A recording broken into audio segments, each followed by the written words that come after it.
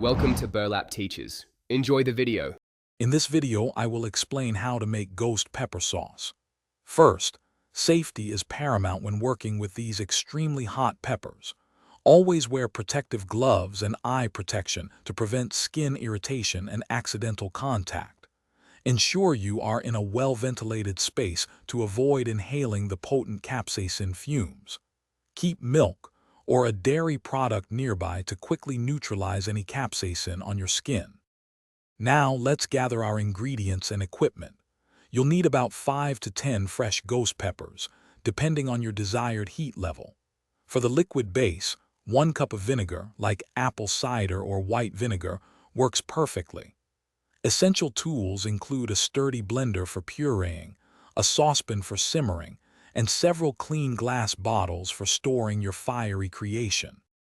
Let's move on to crafting your ghost pepper sauce. Carefully chop your peppers, making sure to remove the stems. For maximum heat, you can leave the seeds in. Combine the chopped peppers, 1 cup of vinegar, and a small pinch of salt in your blender. Blend until smooth, then transfer the mixture to a saucepan and simmer for about 15 to 20 minutes, allowing the flavors to deepen. Finally, it's time to finish and store your delicious sauce.